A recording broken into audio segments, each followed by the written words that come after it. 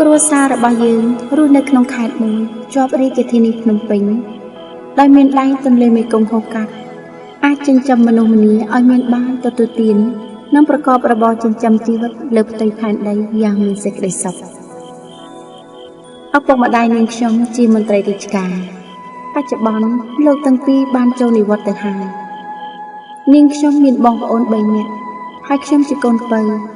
ដែលមានបងប្អូនយើងមានអាយុឃ្លាតគ្នាម្នាក់ជាង10ឆ្នាំនាងខ្ញុំរៀនផ្នែកសិល្បៈនៅវិទ្យាល័យសូនរូបក្នុងរាជធានីភ្នំពេញដែលមានចម្ងាយឆ្ងាយពីផ្ទះគូសង្ឃបងស្រីច្បងជាមន្ត្រីរាជការនិងបងស្រីបន្ទាប់ប្រកបរបរតាក់ទងទៅនឹងកសិកម្មរយៈក្រោយមកសុខភាពគាត់មិនសូវរឹងមាំគាត់ក៏បន្ថយដៃធ្វើត្រឹមបន្តិចបន្តួចតែប៉ុណ្ណោះបងស្រីច្បង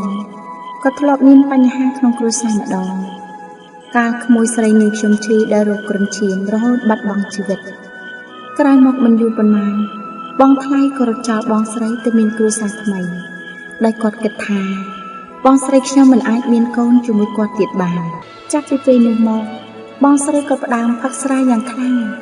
ព្រោះកូនក៏ស្លាប់ហើយប្តីក៏ចោះចោលគាត់ទៀតមួយថ្ងៃគាត់គិតតែពីផឹកស្រាមិននឹកនាបាយទឹកឡើយពេលចេញពីធ្វើការផឹកស្រាថ្ងៃឈប់សម្រាកក៏ផឹកស្រាផឹករហូតដល់ប្រុសនៅក្នុងភូមិលែងហ៊ាននៅក្បែរគាត់មានថ្ងៃមួយព្រោះវាខិតលេងសើចនៅបងស្រីគាត់ទៅផឹកស្រាជាមួយមិត្តភក្តិនៅហាងតូចមួយត្រឹមមួយយប់សោះក៏ជួបនឹងប៉ូលីសម្នាក់គេអាយុតិចជាងតែមកស៊ីផឹកដូចគាត់ដែរគេទាំងពីរក៏កើតការស្រឡាញ់គ្នាភាគីបុរសនោះមានស្រុកកំណើតនៅខេត្តមួយទៀត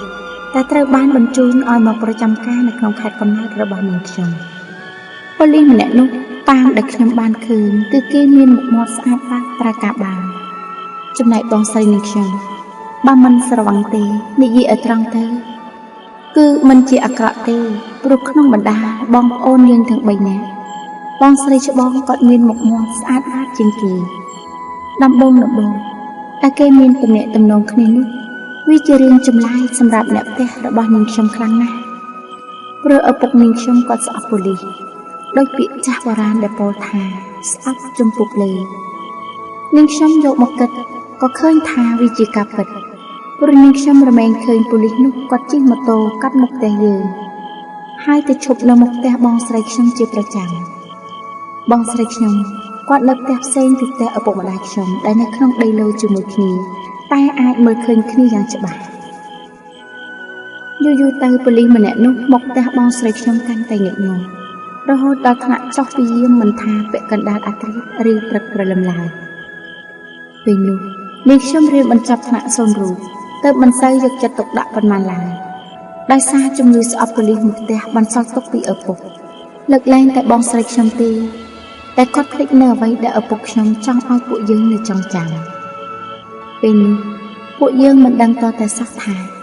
តទៅទៀតពួកយើងទាំងគ្រួសារត្រូវមកចិញ្ចឹមកូនប៉ូលីសដែលពួកយើងស្អប់នោះទេបន្ទាប់ពីកូនដំបូងរបស់បងស្រីខ្ញុំស្លាប់ទៅនិយាយឲ្យត្រង់ទៅចោះគ្រួសារយើងចង់បានក្មួយឬចៅខ្លាំងណាស់ព្រោះតែផ្ទះរបស់យើងស្ងាត់កណ្ដាលដោយសារអត់ក្មេងៗในទីបំផុតក៏បានសំដោយបំណងពេលនោះនាងខ្ញុំហាត់ការនៅក្បែររាជធានីភ្នំពេញព្រោះចិត្តបញ្ចប់ការសិក្សាហើយសំឡេងអាឡាម SMS ក៏ឮឡើងនាងខ្ញុំអានសេចក្តីដែលញាតិរបស់ខ្ញុំម្នាក់ផ្ញើមកប្រាប់ថាបងស្រីខ្ញុំមានផ្ទៃពោះពេលនោះចិត្តមួយសប្បាយចិត្តមួយទៀតនឹកភ្នួកយ៉ាងចម្លែកក៏ទូរស័ព្ទទៅផ្ទះសួរបងស្រីដោយខ្លួនឯងប្រកាសថាគាត់មានផ្ទៃពោះមែនតែបងស្រីគាត់ប្រាប់មិនឲ្យខ្ញុំប្រាប់ឪពុកម្ដាយខ្ញុំកាលនោះខ្ញុំនិងម្ដាយខ្ញុំគ្មានអ្វីជារឿងអាថ៌កំបាំងត្រូវលាក់នឹងគ្នាទេហើយម្ដាយខ្ញុំក៏នាំយកដំណឹងនេះទៅជម្រាបឪពុកខ្ញុំក្រោយពីឪពុកខ្ញុំគាត់បានដឹងរឿងនោះហើយគាត់ហាមយ៉ាងដាច់អហង្ការថាមិនឲ្យយកចៅនោះឡើងផ្ទះបើចង់ចិញ្ចឹមឲ្យយកទៅចិញ្ចឹមកន្លែងផ្សេងទៅនាងខ្ញុំធ្លាប់ប្រាប់បងស្រីជាច្រើនលើកថាកូនប្រុសដែលកើតមកនេះជាមនុស្សមានបុណ្យណាស់ព្រោះតែហេតុអីទៅ នោះគឺបងស្រីខ្ញុំគាត់ចាញ់ក្លិនស្រាអស់រយៈពេល9 ខែនៃការមានផ្ទៃពោះនោះហើយពីមុនគាត់ធ្លាប់ផឹកស្រារាល់ថ្ងៃតែពេលចាប់ផ្ដើមមានផ្ទៃពោះគាត់ក៏ចាញ់ផឹកស្រាលែងបានធ្វើឲ្យសុខភាពគាត់មាំមួនឡើងវិញសម្បល់ស្បែកក៏ស្រស់បោះហុចផលឲ្យសុខភាពក្មួយខ្ញុំប្រសើរទៅតាមនោះដែរពេលក្មួយខ្ញុំកើតក្មួយខ្ញុំខ្លះណាស់ព្រោះពេលនៅក្នុងពោះបងស្រីខ្ញុំគាត់ហូបបាននិងផឹកទឹកដោះគោច្រើនណាស់និងខ្ញុំហាក់ដូចជាមនុស្សឧស្សាហ៍សង្កេតដោយសារការរៀនផ្នែកសិល្បៈដែលត្រូវតែអង្គុយគូររូបអង្គុយសូនរូបប្រើពេលរកម៉ោងធ្វើឲ្យខ្ញុំចូលចិត្តសង្កេតចូលចិត្តមើលព្រឹត្តិការណ៍ក៏ផ្ដើមផ្លែកក្នុងចិត្តចំពោះបងថ្លៃម្នាក់នោះគាត់ទៅមានកូនដំបងចុះហេតុអ្វីបានជាពូកែ3ពីរកម្ល៉េះចំណែកយើងវិញ3ក្មួយម្ដងខ្លាចជ្រុះធ្លាក់ព្រោះទារកខ្លួននៅទន់និងក៏មិនទាន់រឹងនៅឡើយនោះហេតុអីឪពុករបស់ក្មួយយើងពូកែ3កូនម្ល៉េះខ្ញុំលបសង្កេតហើយយករឿងនេះទៅសួរបងស្រីគាត់ក៏ប្រាប់ថាបងថ្លៃខ្ញុំគាត់ធ្លាប់មានក្មួយជាច្រើនអ្នកហើយមិនបានកន្លះឆ្នាំផងការពិតក៏ប្រកាសឡើងព្រោះមួយរយៈក្រោយៗមកនេះបងថ្លៃខ្ញុំគាត់ទៅផ្ទះនៅឯស្រុកកំណើតកាន់តែញឹកញាប់ឡើងបងថ្លៃគាត់ជាប៉ូលីសហើយបានសារភាពថាការដែលគាត់សុំផ្លាស់ទៅចូលជើងនៅឯស្រុកកំណើត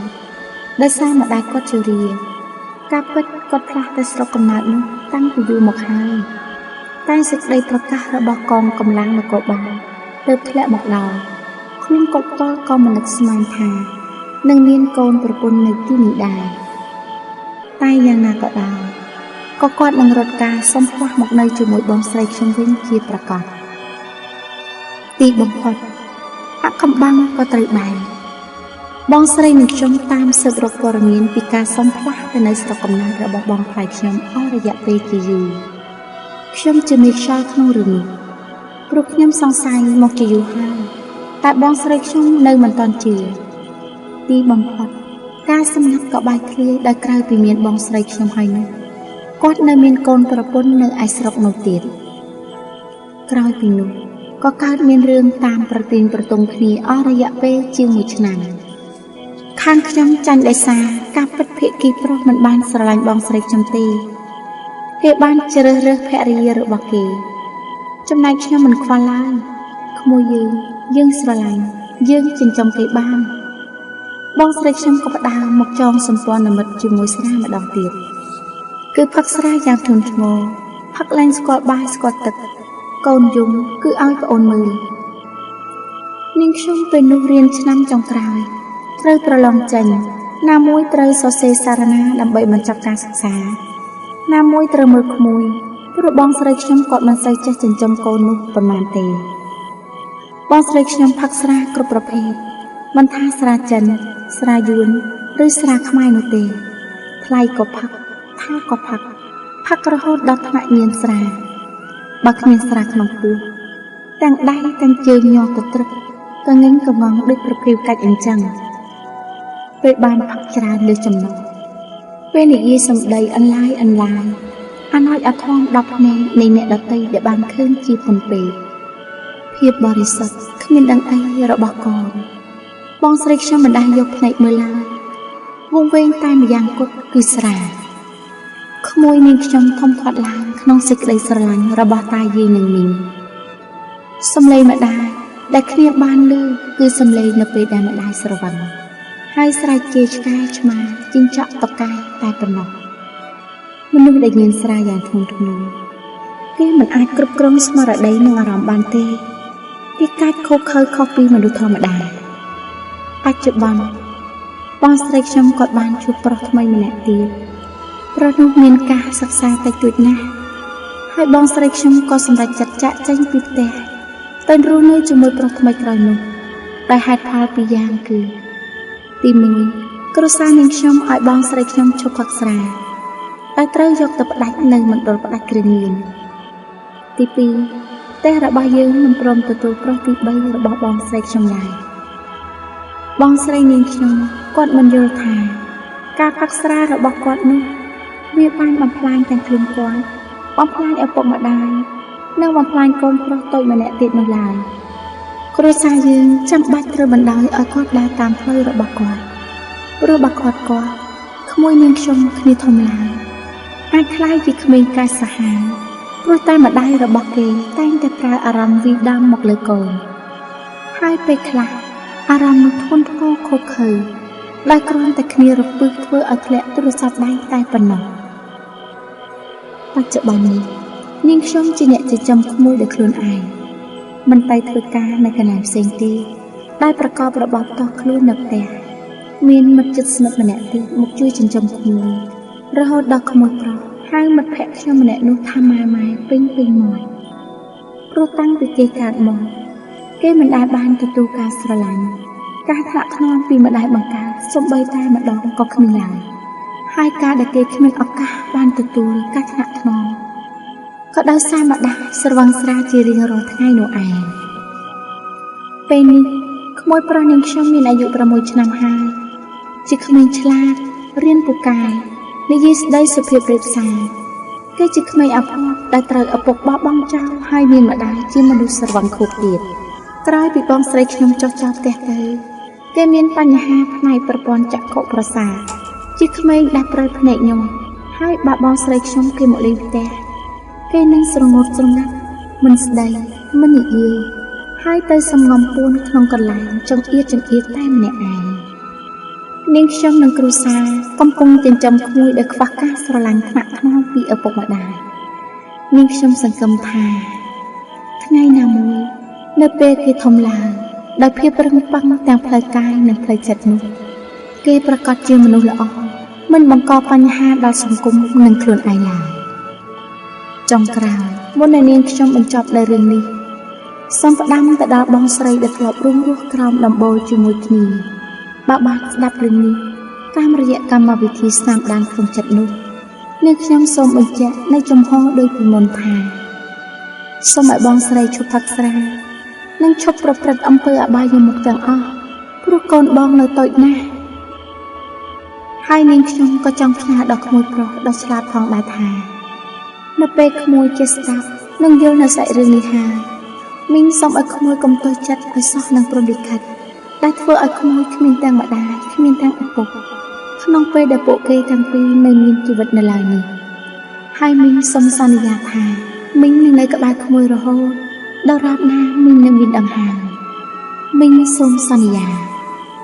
ដោយសេចក្តីស្រឡាញ់ទាំងអស់ដែលមានពីមីងតូ